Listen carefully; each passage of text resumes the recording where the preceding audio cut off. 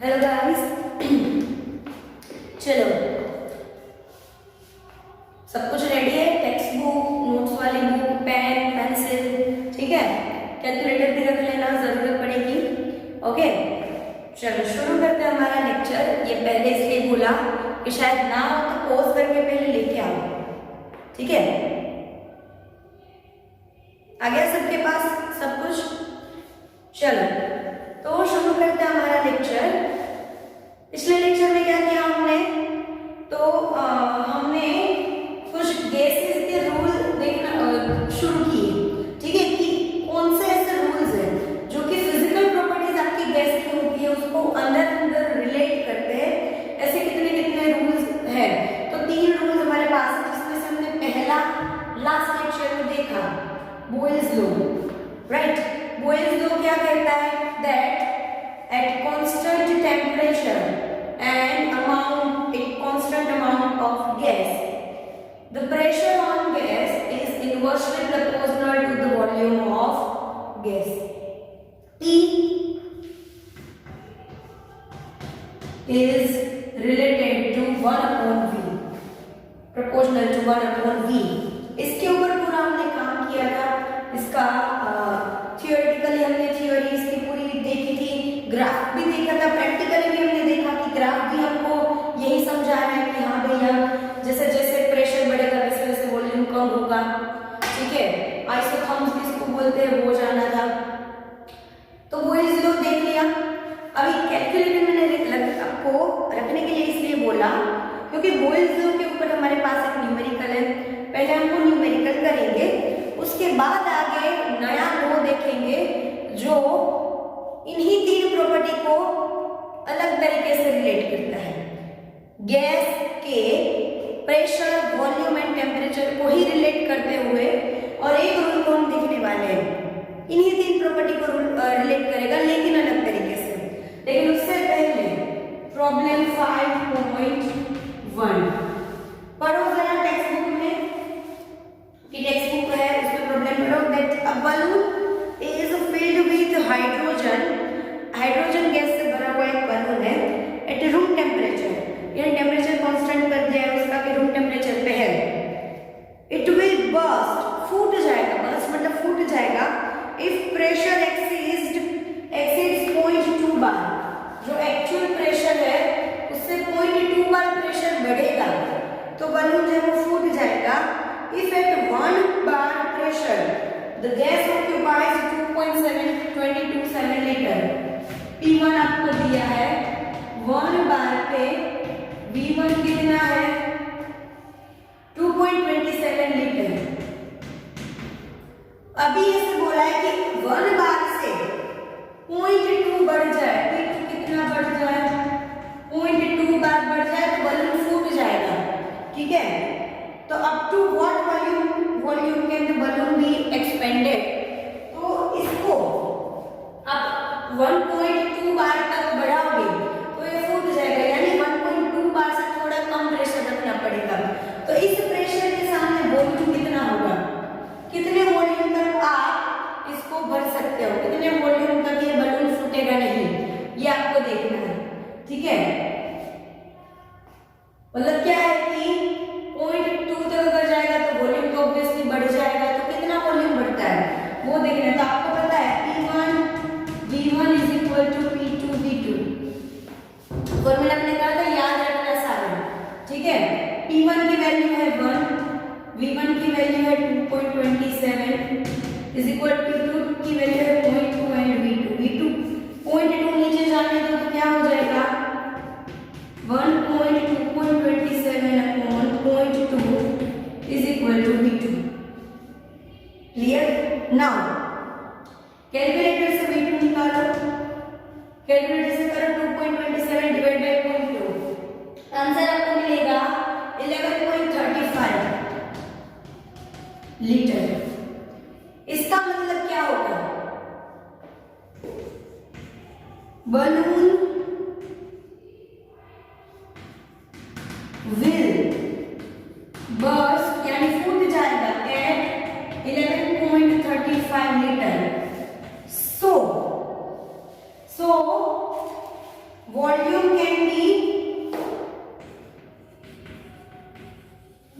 Should be less than 11.35 litre. इतना volume हो जाएगा तो वो फूट जाएगा। तो कितने तक आप वॉल्यूम भर सकते हो, कितने तक वॉल्यूम इसका एक्सपेंड होने दे सकते हो? इससे लेस, यानी कि 11.34 भी चलेगा, लेकिन इससे आगे नहीं, इतना नहीं होना चाहिए। इससे कम जब तक वॉल्यूम होगा तब तक बलून नहीं फूटेगा। समझ में आया? चलो तो लिख लो पहले, फिर नई थ्योरी जो है वो शुरू हमें करनी है।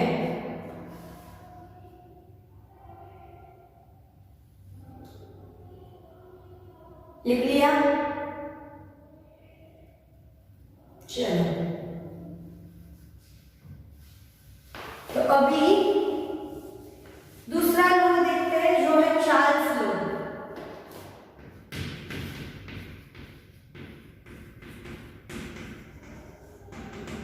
ठीक है, चार्ल्स लॉ भी प्रेशर, टेम्परेचर और वॉल्यूम को रिलेट करता है इस तरह से। तो ये हमें दो साइंटिस्ट है हमारे पास, एक है हमारे चार्ल्स एंड जो दूसरे है वो है गे ल्यूसेक। क्या नाम है? गे ल्यूसेक नाम के हमारे जो साइंटिस्ट है।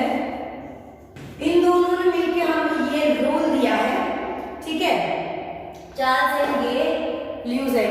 इन दोनों ने क्या रूल दिया? तो इन दोनों ने रूल दिया कांस्टेंट प्रेशर पे, constant pressure and constant amount of gas पे आपका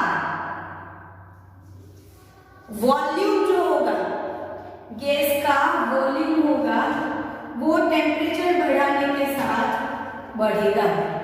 ये उसका रूल है, ठीक है।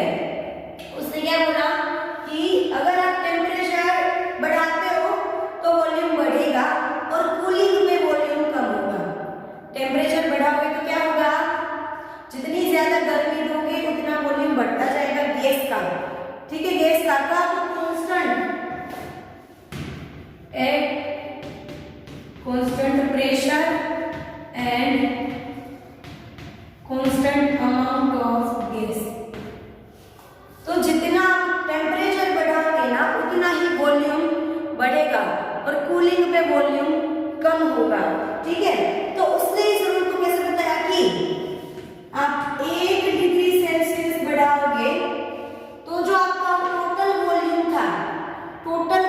था उसमें 1/273.15 जितना वॉल्यूम बढ़ेगा, मतलब एक्चुअल वॉल्यूम में इतना वॉल्यूम का इतना पार्ट ऐड होगा। समझ रहे हो? वॉल्यूम का इतना पार्ट ऐड होगा, मतलब कि क्या, अगर मैं बोलूं कि 0 डिग्री टेम्परेचर पे, उस टेम्परेचर को मैं बोल रही हूँ वॉल्यूम जो है वो V0 है और T डिग्री टेम्परेचर पे VT है, ठीक है। तो क्या आपको फॉर्मूला मिलेगा that VT is equal to V0 plus 1/273.15 into T, sorry हाँ, V0। समझ में आया? यहाँ पे इंटू टी यहाँ पे लिखो। क्या होगा? मैंने क्या कहा आपको, ये अच्छे से समझना, ठीक है। इसको थोड़ा सा क्लियर लिखते हैं कि आपका एक्चुअल वॉल्यूम V0 है। 0 डिग्री टेम्परेचर पे, 0 डिग्री सेल्सियस पे आपका एक्चुअल वॉल्यूम V0 था गैस का, ठीक है। जब आपने टेम्परेचर बढ़ाया तो एक डिग्री टेम्परेचर, मतलब कि मैं अगर 2 डिग्री टेम्परेचर बढ़ा रही हूँ तो 2/273.15 वॉल्यूम बढ़ेगा, V0 से इतना बढ़ेगा, V0 प्लस इतना। अगर मैंने 3 डिग्री बढ़ाया तो V0 प्लस 3/273.15 V0, क्योंकि इतना वॉल्यूम बढ़ता है, ठीक है।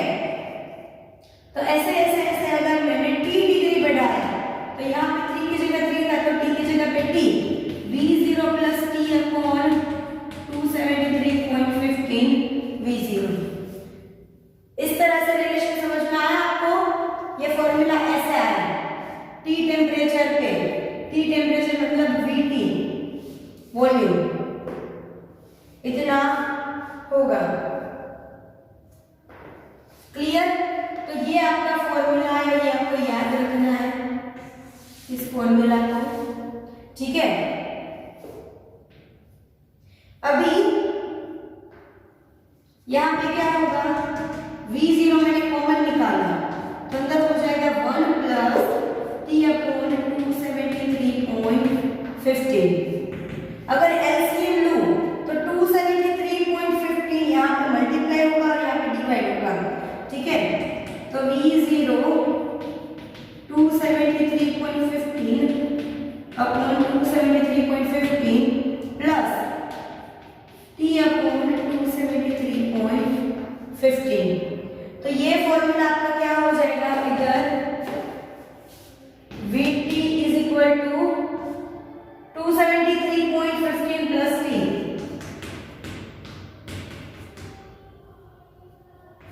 प्लस T डीवी फिक्स थोड़ा क्लियर करते,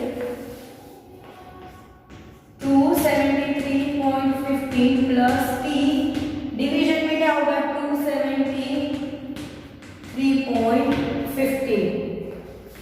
ये भी आपका एक इंपॉर्टेंट फॉर्मूला हुआ। लिखो पहले इतना,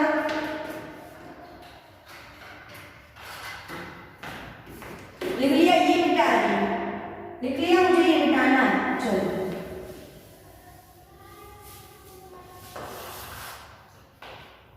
अभी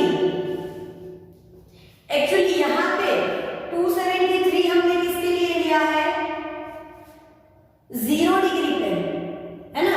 मतलब कि हमारा जो 0 डिग्री, यहां से एक नया रिलेशन लेना, that 0 degree Celsius is equal to होता है 273.15 केल्विन,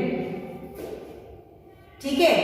यानी T टेम्परेचर होगा T Celsius is equal to होगा T प्लस 273.15 केल्विन, ठीक है। तो ये जो आपको नया टेम्परेचर मिला, ये टेम्परेचर, इसको हम बोलते हैं, इस टेम्परेचर को हम क्या बोलते हैं, तो इस टेम्परेचर को हमने नाम दिया है केल्विन टेम्परेचर। क्या नाम दिया है, kelvin temperature scale, kelvin temperature scale.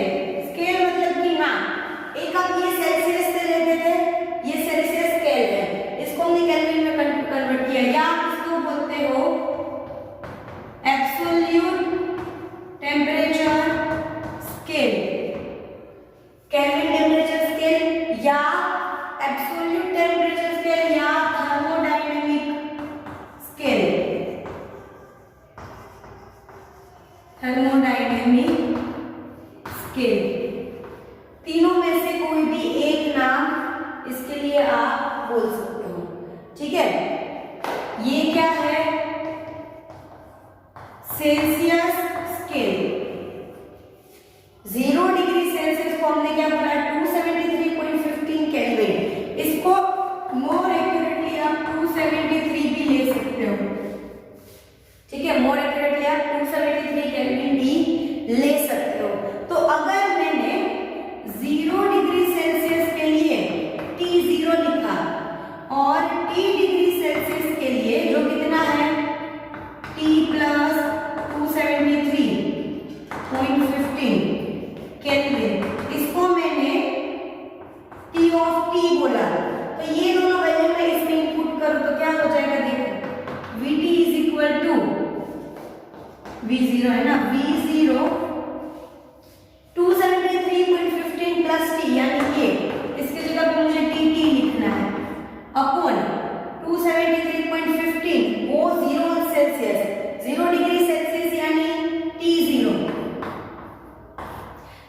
जैसा आप इसमें सेल्सियस के में यहाँ पे डिग्री लगाते हो वैसे केल्विन में डिग्री नहीं लगेगा।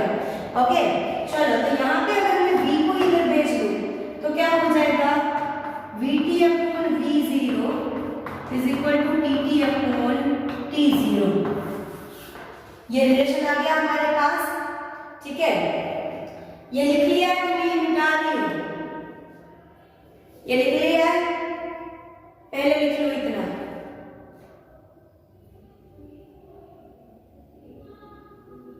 चलो, तो क्या हो रहा है यहाँ पे कि मैंने बोला vt v0 tt t0, तो अगर मैंने इसको v0 को v1 बोला और vt को v2 बोला, t0 को t1 बोला और tt को t2 बोला, तो मैं ऐसे लिख सकती हूँ that v2 upon v1 is equal to t2 upon t1। तो क्या हो जा रहा है यहाँ पे कि आप यहाँ पे अगर फिर v3 अपॉन v1 v2 ले लो तो t3 अपॉन t2 इक्वली आएगा। मतलब आप वॉल्यूम के और टेम्परेचर के अलग अलग मेजरमेंट्स ले रहे हो तो उनका जो आपको रेशियो मिल रहा है वो कैसा मिल रहा है, कांस्टेंट। दोनों कांस्टेंट ही हुआ ना, दोनों इक्वल है, दैट मींस दोनों कांस्टेंट हुआ। दैट मींस क्या होगा, that v2 upon v1 is equal to या t2 upon t1 is equal to, मैंने k बोला, क्या बोला मैंने इसको, k2 बोला। उसमें हमारे पास k1 था ना, किसमें बॉयज लॉ में k1 लिया था, इसलिए यहाँ पे k2 ले रहे हैं। तो actually v upon t is equal to क्या हो गया, k2। तो v इज इक्वल टू क्या हो जाएगा, t यहाँ पे मल्टीप्लिकेशन में k2 इंटू t, यानी कि v is proportional to t। या उल्टा भी, अभी ये आपको थोड़ा अटपटा लगा होगा लेकिन उल्टा प्रूव करो, that v is proportional to temperature, so proportionality constant लगाया k2, ये क्या है, proportionality constant.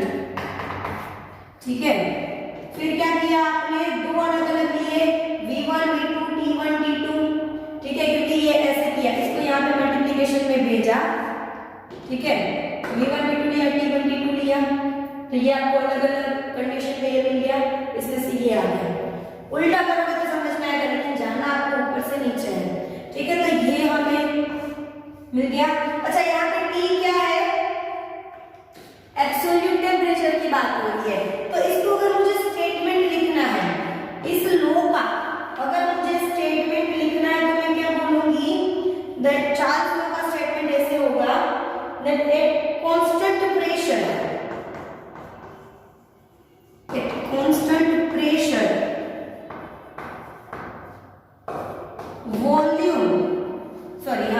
volume of a fixed mass of gas, volume of a fixed mass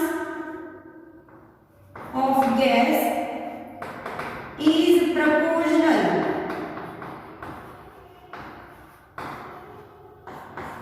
to absolute temperature. ये हो गया चार्ल्स लॉ का स्टेटमेंट कि कांस्टेंट प्रेशर और मास ऑफ गैस दोनों कांस्टेंट है, तब वॉल्यूम जो है वो एब्सोल्यूट टेम्परेचर के प्रोपोर्शन में है।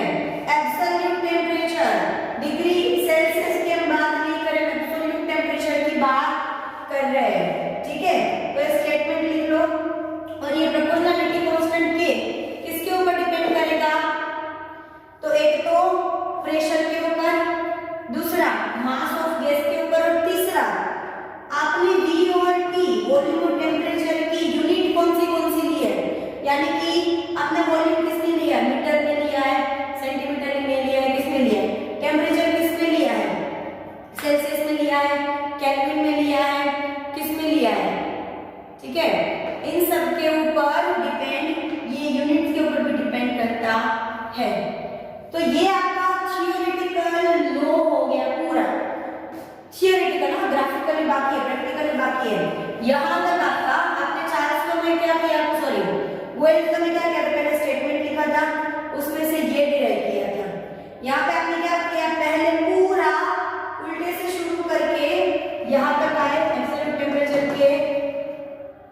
प्रपोजल में याद रखा है, उसके बाद लास्ट में आपने क्या किया, उसका स्टेटमेंट दिखाया। ठीक है, इतना लिख लो। फिर ग्राफिकली प्रैक्टिकली भी हमको हमारी थियोरी को प्रूव करना है। ठीक है, चलिए ये एक मैं रहने देती हूँ, फॉर्मूला के काम आएगा, ये फॉर्मूला में रहने देती हूँ। अभी अगर ग्राफ की बात करें तो फिर चार्ल्स ने क्या किया कि उसने ग्राफ प्लॉट किया वॉल्यूम वर्सेस टेम्परेचर का। यहाँ पे लिया वॉल्यूम, यहाँ पे लिया टेम्परेचर, जो कि उसने सेल्सियस में लिया। ठीक है, सेल्सियस में लिया तो उसको ग्राफ ऐसे मिले कुछ यहां से।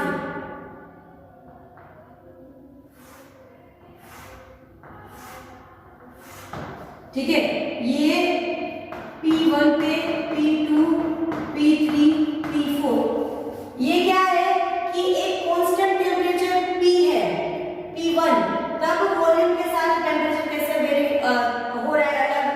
फिर अगर दूसरा टेम्परेचर, दूसरा प्रेशर लिया, दूसरी वैल्यू ली प्रेशर की, तब क्या ग्राफ मिल रहा है, तीसरी पे क्या मिला, चौथी पे क्या मिला। ठीक है, यहाँ पे ये जो पॉइंट है, ये पॉइंट माइनस 273.15 डिग्री सेल्सियस, यानी कि 0 केल्विन का है। ठीक है, कैसे वो आपको मैं समझाती हूँ। 0 डिग्री सेल्सियस यानी क्या होता है, 273.15 केल्विन। ठीक है, यहाँ पे मैंने कितना लिया है, माइनस 273.15 सेल्सियस, तो क्या होगा 273.15 माइनस 273.15 यानी कि 0 केल्विन। ठीक है, तो आपने ये आपका 0 केल्विन पे ये 0 केल्विन है, ओके नहीं है। ठीक है, ये क्या है, 0 केल्विन। ओके, अच्छा ये चार ग्राफ मिले, चारों को हम इनको क्या बोलेंगे, आइसोबार। उसमें आइसोथर्म थे, ग्राफ के प्लॉट्स मिल रहे हैं उनको, उसमें हमने क्या बोला था, आइसोथर्म, क्योंकि कांस्टेंट टेम्परेचर था, तो कांस्टेंट प्रेशर पे आपको जो ग्राफ के कर्व्स मिलते हैं, उन कर्व्स को आप क्या बोलते हैं, आइसोबार। ठीक है, इतना समझ लिया।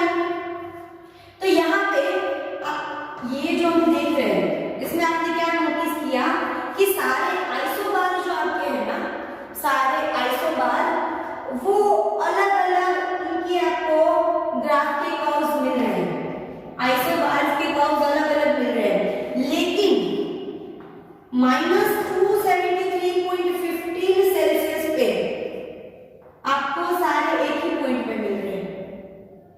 ठीक है, इसका मतलब क्या है कि सारे गैस जो है वो यहाँ पे इक्वली बिहेव करते हैं, प्रेशर जो भी ले लो, इस टेम्परेचर पे सारे गैस इक्वली बिहेव करते हैं। चलो एक काम करते हैं, इसका लिंक मैं इसमें इनपुट करती हूँ, मुझे वॉल्यूम फाइंड करना है, इसका वॉल्यूम, ये 0 दिख रहा है, वॉल्यूम कैसा है, 0 है इस टेम्परेचर पे। फिर भी हम देखते हैं V at minus 273.15 सेल्सियस कितना होगा,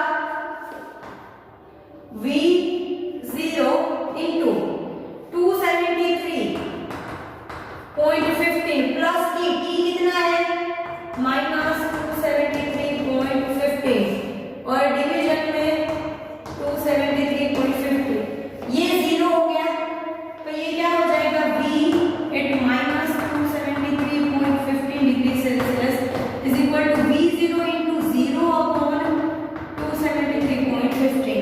तो 0 से कुछ डिवाइड करो तो 0, 0 से कुछ मल्टीप्लाई करो तो 0, तो आपको V क्या मिल गया, 0। क्या मिला, वॉल्यूम 0 इतने टेम्परेचर पे, माइनस 273.15 डिग्री सेल्सियस पे वॉल्यूम क्या मिल रहा है, 0। गैस का वॉल्यूम 0 मतलब gaseous state does not exist, यानी कि लिक्विफिकेशन हो चुका है। क्या हो चुका है? गैस किसी में टर्न लिक्विफाइड। गैस क्या हो चुका है? Gas is liquefied at -273.15 degree Celsius. क्योंकि इस टेम्परेचर पे क्या हुआ है? इतना कम टेम्परेचर है कि आपका गैस किसमें कन्वर्ट हो चुका है?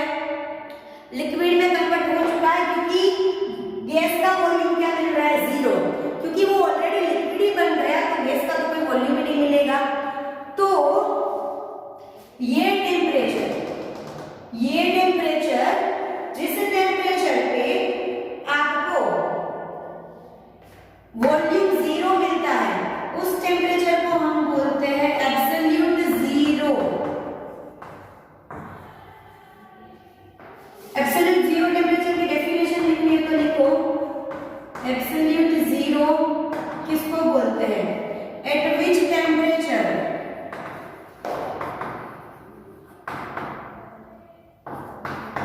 Volume of gas becomes 0। ये इमेजिनरी टेम्परेचर होगा, इतना कम टेम्परेचर होता नहीं है। Eight which imaginary temperature volume of gas becomes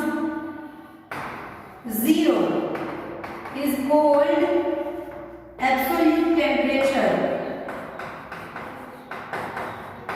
absolute zero temperature। ठीक है, एब्सोल्यूट टेम्परेचर तो 0 डिग्री सेल्सियस पे आपका टी की जो वैल्यू है वो है। ठीक है, और ये एब्सोल्यूट जीरो टेम्परेचर है। थोड़ा सा अटपटा है लेकिन 2-3 बार रिवाइज करोगे तो आपको सब कुछ अच्छे से समझ में आ जाएगा। लिख लो, चलो पहले इतना लिख लो, फिर से हम लोग क्या करेंगे, हमारी जो थ्योरी है ना उसको रिवाइज करेंगे, पूरी थ्योरी। ठीक है, चलो पहले क्या किया हमने, ये जाना था कि चार्ल्स लॉ में क्या है, आपका जो टेम्परेचर कांस्टेंट प्रेशर रखोगे और मास ऑफ गैस आप कांस्टेंट रखोगे तो जैसे जैसे टेम्परेचर बढ़ेगा वॉल्यूम बढ़ेगा और कूलिंग पे वॉल्यूम कम होगा। ठीक है, तो उसमें से हमने ये फॉर्मूला पूरा डिराइव किया। ठीक है, इस फॉर्मूला के अकॉर्डिंग हमने फिर ये ग्राफ लिया, ग्राफ प्लॉट किया, उसमें जो जीरो मिल रहा है, ग्राफ का जीरो वो कहां पे मिल रहा है? -273.15 सेल्सियस यानी कि 0 केल्विन पे। इस जीरो को हम क्या बोलते हैं? Absolute zero.